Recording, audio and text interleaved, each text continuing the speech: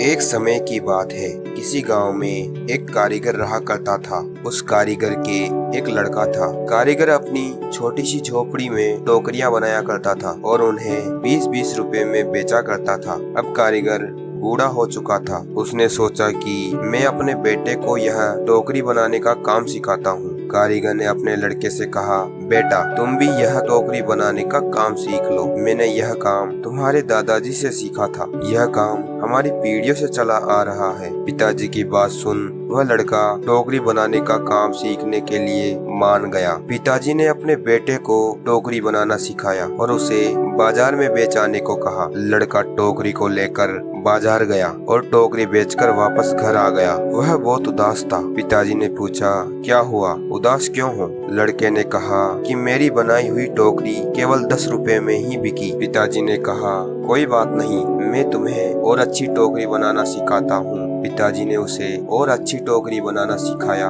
और उसे बाजार में बेचने को कहा। लड़का बाजार गया और अपनी बनाई हुई टोकरी 15 रुपए में बेच कर आया, लेकिन वह अभी भी उदास था। पिताजी ने फिर उससे पूछा कि उदास क्यों हो? तो लड़के ने कहा कि टोकरी केवल 15 रुपए में ही बिकी। पिताजी ने कहा, कोई बात नहीं, धीरे धीरे तुम्हारी टोकरी अच्छे दामों में बिकने लगेगी। तुम अच्छे से टोकरी बनाना सीखते रहो। पिताजी ने उस लड़के को और अच्छी टोकरी बनाना सिखाया और उसे बाजार में बेचने को कहा। लड़का बाजार गया और उस दिन उसकी टोकरी 30 रुपए में बिक गई। लड़का बहुत खुश हुआ। पिताजी ने लड़के से पूछा कि आज कितने रुपए में टोकरी बेची? लड़के ने कहा कि आज मेरी टोकरी 30 रुपए में बिकी है। पिताजी ने यह सब सुनकर लड़के से कहा, बहुत अच्छा है, चलो अब मैं तुम्हें ऐसी टोकरी बनाना सिखाऊंगा जो 40 रुपए में बिक सके। लड़के ने कहा, बस पिताजी, आप खुद 20 रुपए की टोकरी बेचते आए हो, आप मुझे 40 रुपए की टोकरी बनाना